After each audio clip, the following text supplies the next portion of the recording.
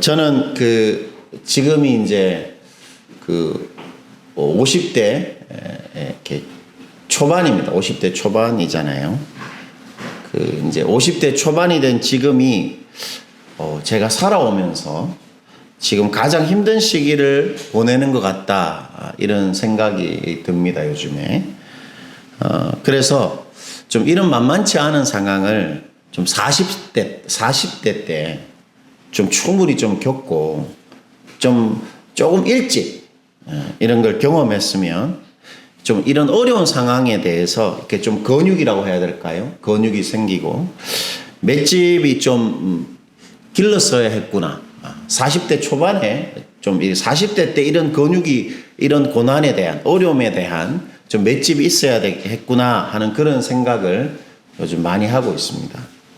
저는 40세 때는 은근히 이런 어떤 기대, 모종의 어떤 전제를 가지고 있었는데 제가 하나님의 자녀니까 그리고 특히 저는 목회자니까 하나님이 앞으로 큰 어려움 없이 잘 되게 하실 것이다, 내 인생을. 그런 어떤 막연한 기대가 있었습니다. 전제가 있었죠.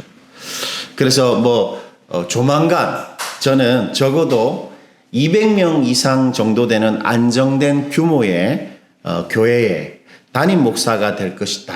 그렇게 기대를 했었어요. 마음속으로. 참 철이 없고 약간 순진한 그런 생각을 했던 것이죠. 그런데 저의 인생이 제가 기대한 대로 이렇게 되어지지 않다는 사실을 이렇게 거듭 확인하면서 저는 저의 사역과 저의 인생이 뭔가 잘못되어 있다. 내 기대대로 안 되니까 뭔가 이렇게 문제가 있는구나. 내 사역과 내 인생에 그런 생각을 하게 됐습니다. 그래서 저는 어떻게 됐냐면 이 사역과 삶의 현장에 뿌리를 내리지 못하는 거예요. 뭔가 잘못되어 있다고 생각하니까 지금을 잘 누리지 못하고 지금을 살아가지 못하고 지금 뭔가 잘못되어 있으니까 지금의 이 현실에 제가 뿌리 내리지 못하고 늘 겉돌았던 것 같습니다. 그러니까 가장으로 또 목사로서 흉내만 내는 거죠. 흉내만. 목사 흉내, 또 아빠 흉내, 남편 흉내. 가장으로서 흉내만 내고 살았다. 이런 생각이 듭니다. 그런데 요즘 저는 인생과 목회가 누구나에게 본래 잘 안 되는 어려움의 연속인 것이 아주 정상적인 현실이라는 사실을 반드시 받아들여야 하는구나 하는 그런 어떤 생각을 하게 됩니다. 그러니까 우리의 삶이 본래가 잘 안 되게 되어 있다. 우리 기대대로 잘 안 되고 본래가 우리 인생이 그리 행복한 인생이 아니고 좀 어려움이 계속 잇따라 있는 그런 현실이라는 사실을 무엇보다 받아들여야 되겠구나. 그런 생각을 하게 됩니다. 그래야 지금의 이 어려움 앞에 내가 딱 뿌리 내리고 뭔가 잘못되어 있는 것이 아니니까 살아갈 수 있겠구나 하는 그런 생각을 하게 되었습니다. 제가 참 좋아하는 작가 중에 한 명인데 아직도 가야 할 길이라는 책으로 우리들에게 잘 알려진 이 스카펙은 이 동서고금을 막론하고 모든 고등 종교와 주류 철학들이 다 동의하는 인생에 대한 가장 위대한 진리가 있다. 그렇게 말합니다. 그것은 바로 인생은 고해입니다. 고해. 인생은 고해라는 진리야말로 가장 위대한 진리다. 이렇게 말합니다. 여러분, 고해가 뭡니까? 고해? 이 쓰라림, 이 고통의 바다라는 뜻이죠. 고해는 고통으로 가득 차 있는 바다라는 뜻입니다. 그러니까 본래 삶이 쓰라림으로 그리고 고통으로 가득 차 있는 바다와 같다라는 사실을 우리가 받아들일 때에야 본래 삶이 어려운 것이다. 그걸 받아들일 때에야 비로소 자신의 삶의 여러 문제에 대해 실제적이고도 올바른 답을 찾을 수 있다. 스카펙은 우리에게 그렇게 조언하는데요. 이렇게 말합니다. 제가 한번 읽어볼게요. 삶은 고해다. 이것은 위대한 진리다. 다시 말하자면 이 세상에서 가장 위대한 진리 중에 하나다. 삶이 본래 고통스럽다는 사실을 진정으로 받아들이게 되면 삶은 더 이상 힘들지 않게 된다. 예, 삶이 본래가 고통스럽다. 본래 잘 안 되는 것이 어렵다. 이걸 받아들이기 시작하면 오히려 자신의 지금의 삶에 다 발을 딛고 잘 그 어려움을 잘 직면하면서 살 수 있다. 그렇게 말하는 것입니다. 제가 30대 때 이 스카펙의 이 말을 처음 읽었을 때 이런 생각을 했습니다.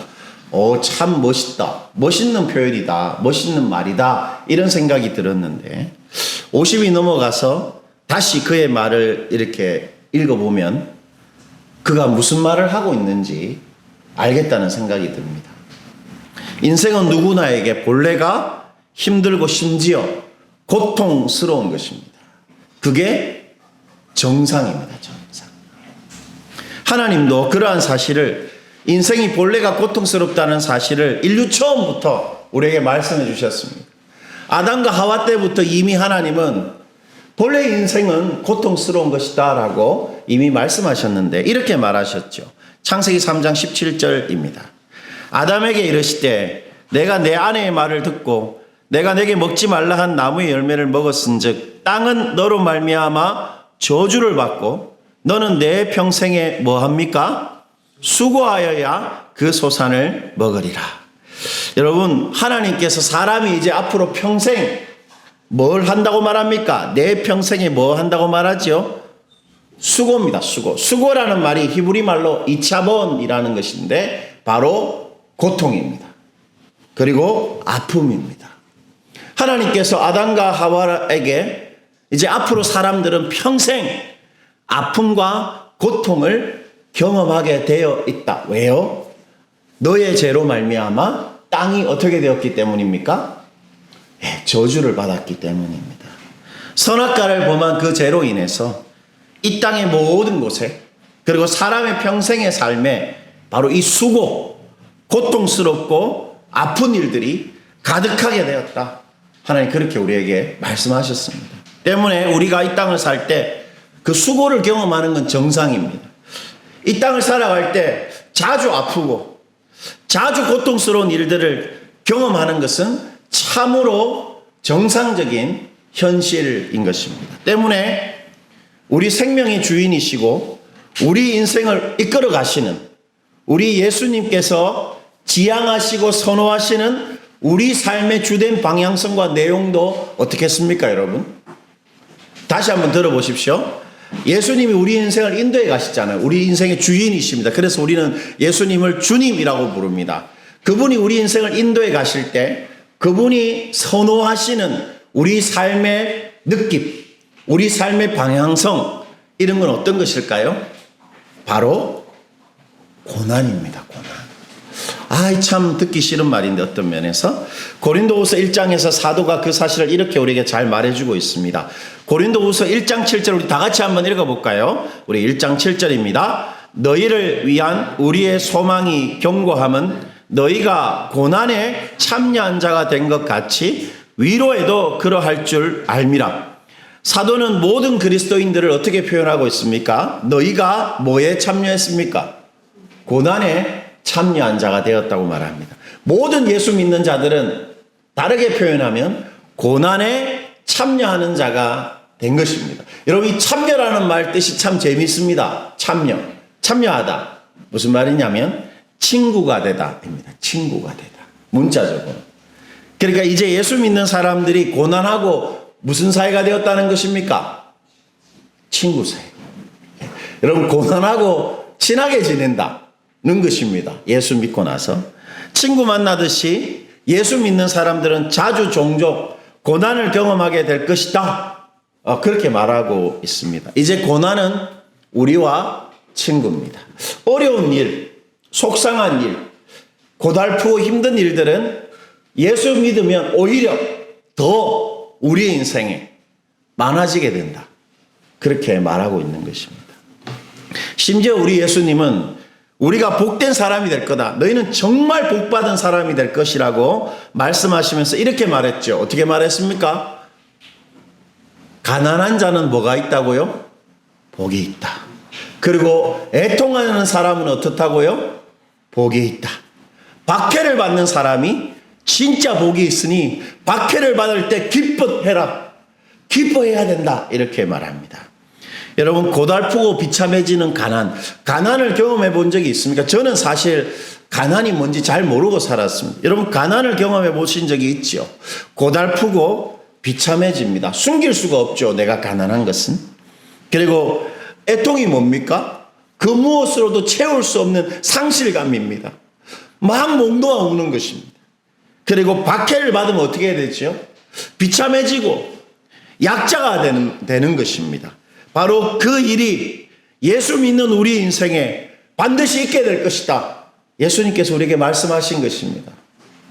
그리고 예수님은 우리에게 죽어서 반드시 천국 가는 하나님의 사람들의 그 인생의 특징, 한 사람이 예수 믿고 죽어서 천국 갈 때 그 사람의 인생의 특징을 이렇게 일러주셨습니다. 마태복음 7장 13절과 14절인데 우리 이 구절도 한번 읽어볼게요. 좁은 문으로 들어가라. 멸망으로 인도하는 문은 크고 그 길이 넓어 그리로 들어가는 자가 많고 생명으로 인도하는 문은 좁고 길이 협착하여 찾는 자가 적음이라. 계속 인생이라는 길을 가다가 마지막에 천국 들어가는 사람, 그 사람들의 인생의 길의 특징이 뭐라고 말합니까? 본래가 어떻게 해요? 좁습니다. 좁다라는 말은 길이 협착하다라는 뜻입니다. 협착하다. 좁다라는 것은. 근데 여러분, 길이 협착하다라는 것은 어떤 것이냐면 억눌리고 제한받는다는 뜻입니다. 억눌리고 제한받는다. 길이 좁다라는 말은, 좁다 할 때 협착하다는 말은 억눌리다, 제한받다, 이런 뜻입니다. 예수 믿고 사는 우리 인생이 평생 억눌립니다. 제한받습니다. 우리의 부족함, 그리고 우리 앞에 벌어지는 예상치 못할 어떤 사건들 때문에 억눌립니다, 내가. 그게 바로 우리의 길, 우리의 인생살이다. 예수님께서 그렇게 말씀하셨습니다. 따라서 여러분, 예수님을 믿으면 이제 우리가 반드시 예수님의 제자가 되잖아요. 그래서 우리는 이제 평생 예수님을 따라가는 사람이 됩니다. 때문에 예수님을 따라가는 우리 인생은 어떤 길이겠습니까?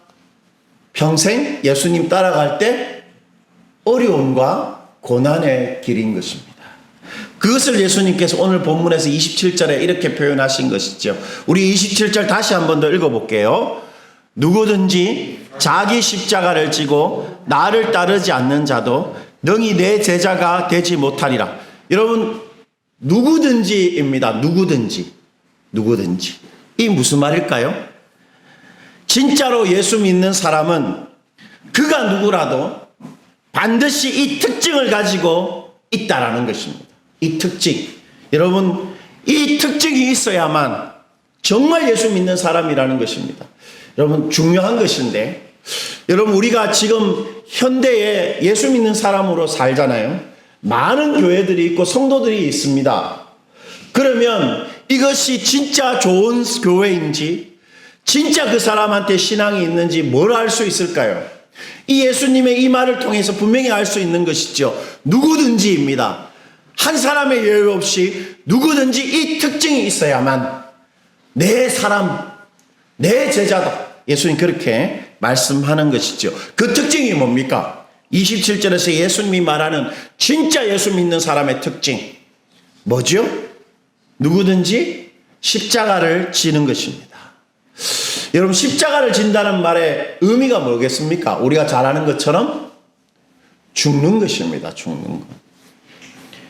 여러분, 죽는 것이 있는 사람만이 진짜 예수 믿는 사람이고, 죽는 것이 있는 그 교회만이 진짜 예수 믿는 사람들의 교회인 것입니다.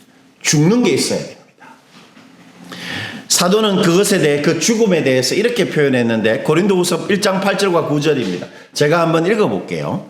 형제들아, 우리가 아시아에서 당한 환난을 너희가 모르기를 원하지 아니하노니 힘에 겹도록 심한 고난을 당하여 살 소망까지 끊어지고, 우리는 우리 자신이 사형 선고를 받은 줄 알았으니 이는 우리로 자기를 의지하지 말고 오직 죽은 자를 다시 살리시는 하나님만 의지하게 하심이라.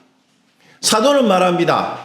힘에 겹도록 심한 고난을 받았다. 예수 잘 믿고 예수님 정말 사랑하고 예수님만 위해서 살아가는 사도가 힘에 겹도록 심한 고난을 받고 살 소망이 끊어졌다.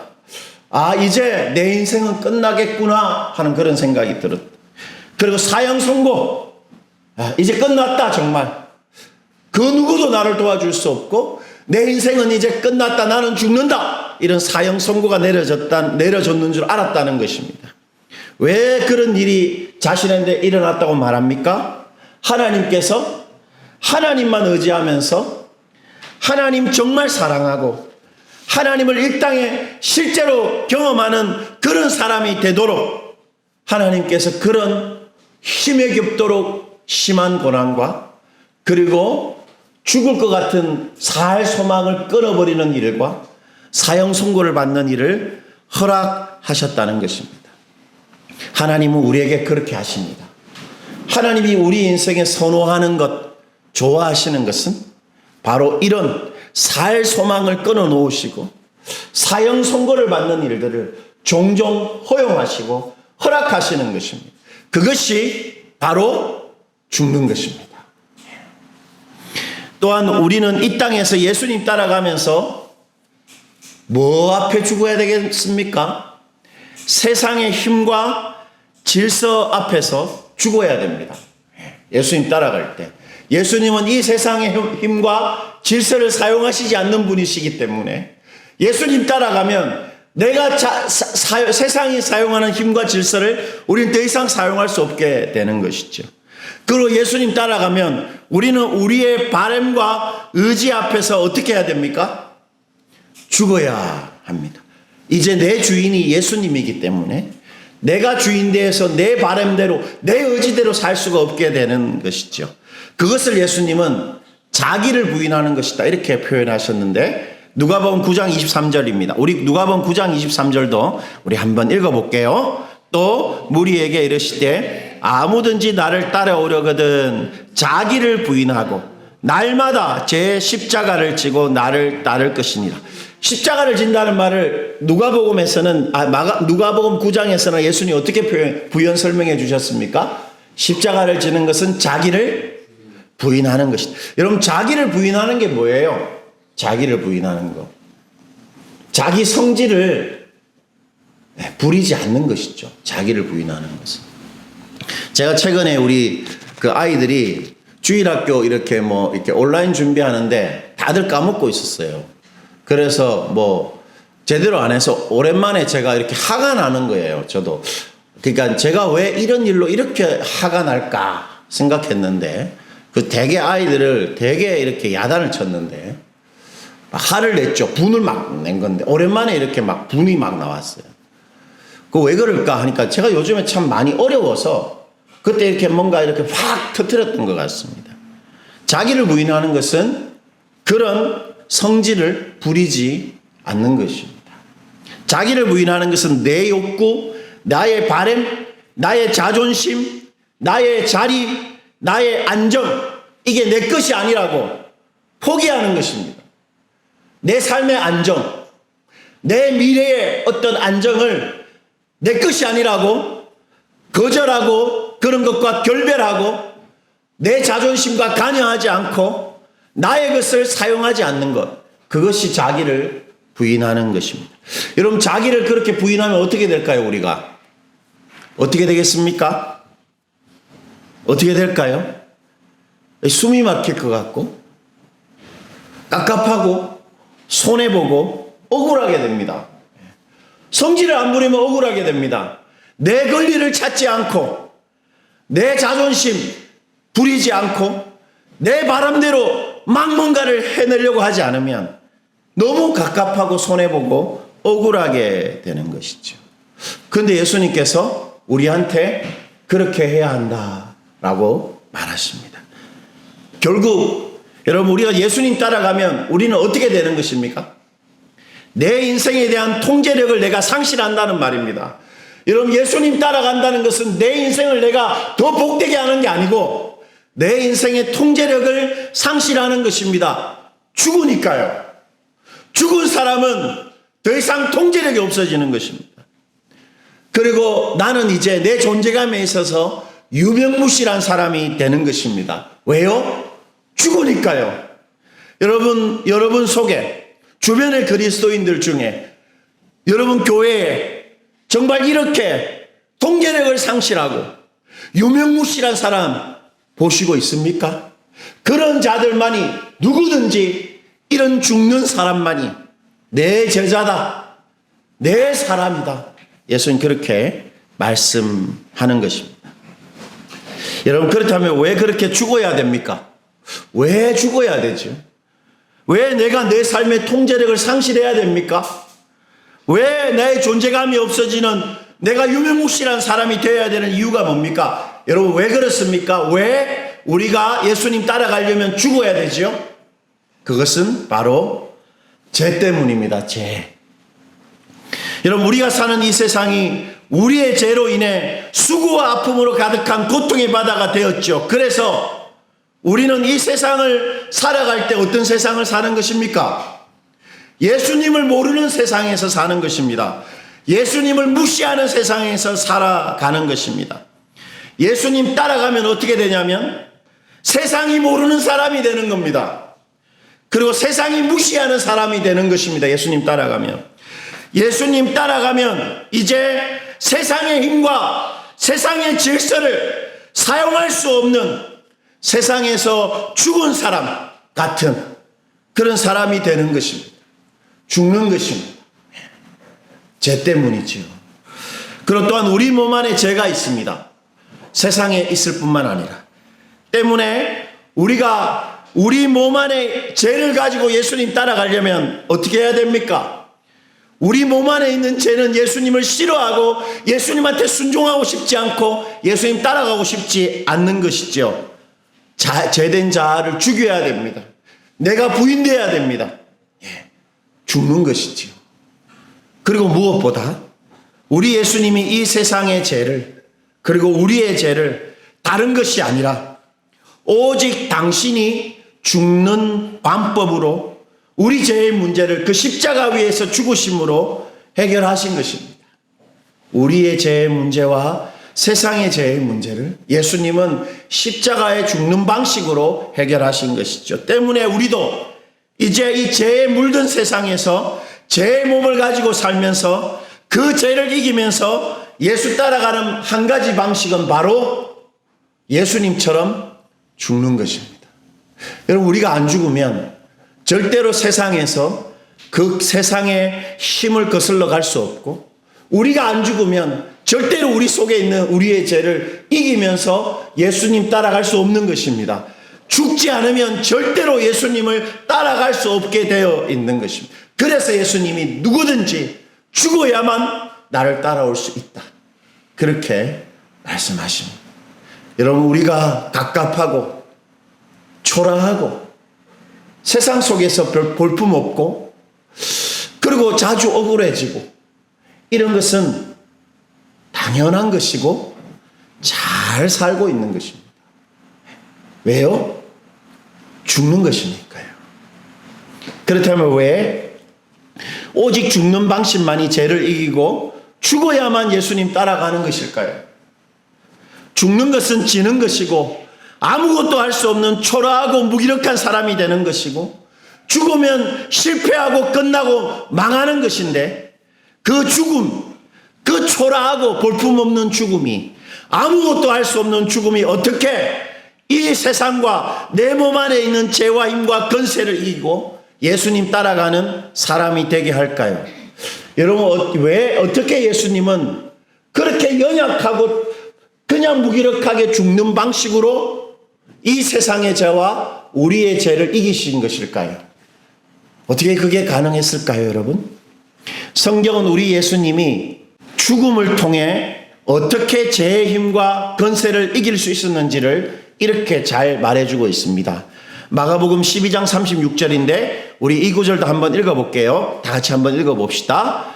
다윗이 성령에 감동되어 친히 말하되 주께서 내 주께 이르시되 내가 내 원수를 내 발 아래 둘 때까지 내 우편에 앉으시라 하셨도다 하였느니라. 여러분, 이 구절은 바로 예수님이 십자가에 죽는 것에 대한 내용을 이렇게 다르게 표현한 것입니다. 여러분, 36절에 보니까 주님이 두 번 나오지요.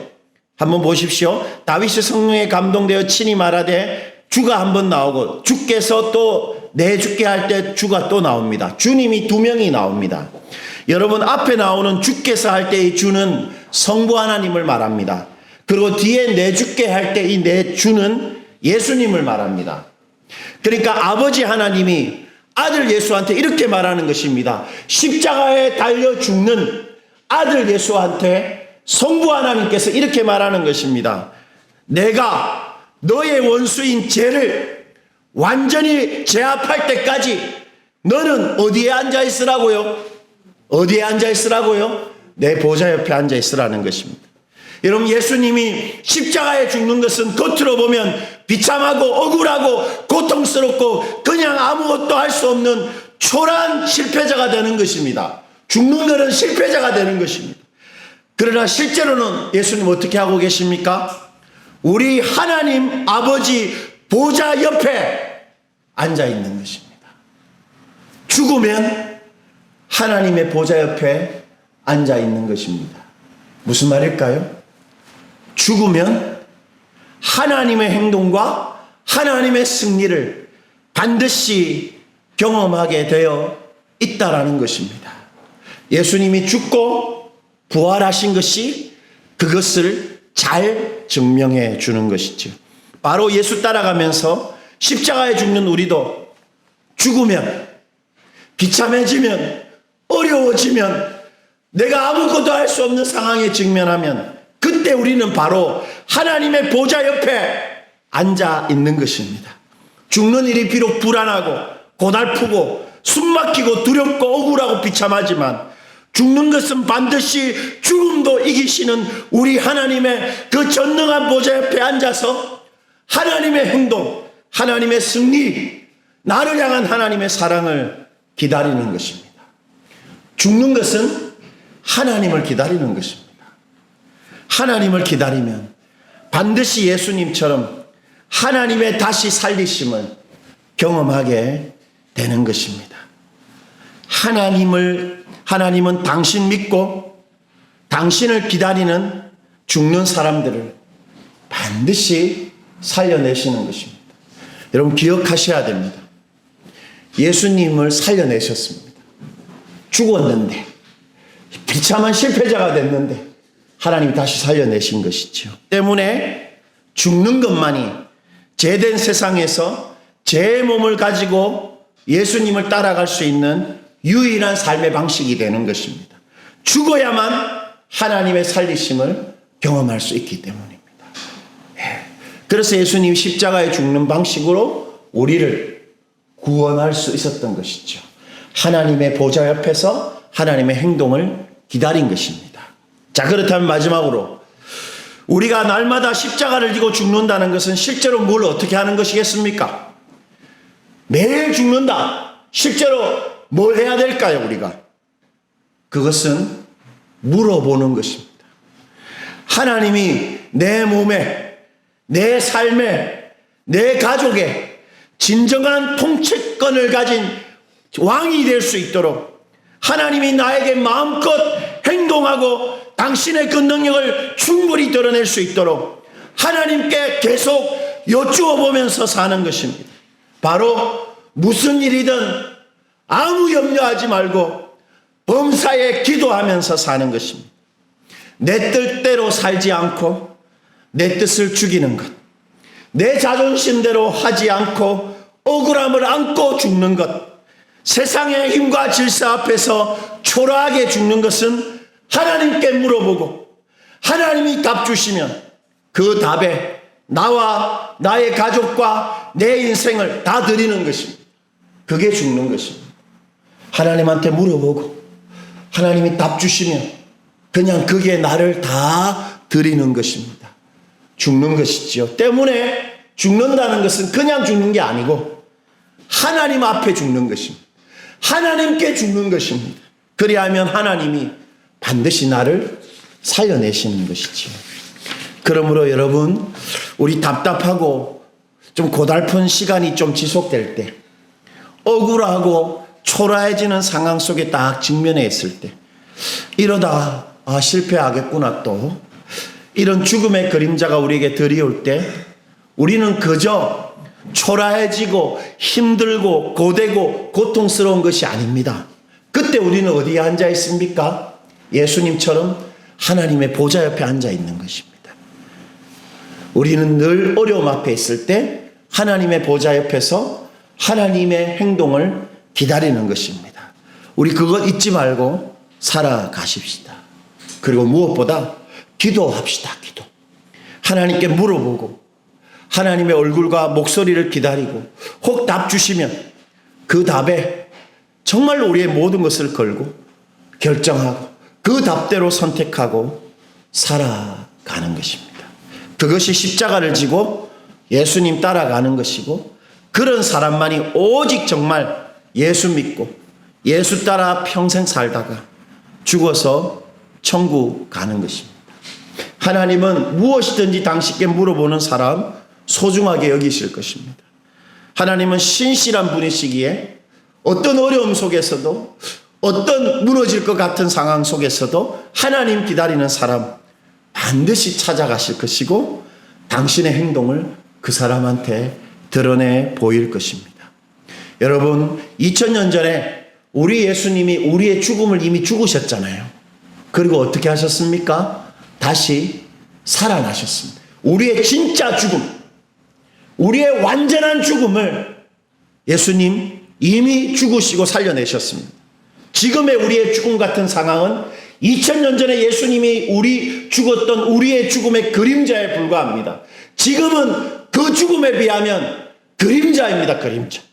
무슨 말입니까? 2000년 전에 우리의 진짜 죽음을 다시 살려냈다면 오늘날 그림자 같은 우리의 죽음도 예수님 반드시 살려내실 것입니다. 그거 믿고 날마다 하나님께 물어보고 하나님 답으로 그렇게 살아가는 것, 그것이 바로 진짜 예수 믿고 살아가는 것입니다. 여러분, 우리 모두 나를 따르라 하신 예수님 따라갑시다. 죽으라고 하셨으니까 어려운 일이 있을 때 너무 이상하게 생각하지 말고 예수님 잘 따라갑시다. 예수님 따라가는 것이 제일 잘 사는 것입니다. 왜냐하면 예수님이 길이요 진리요 생명이시기 때문입니다.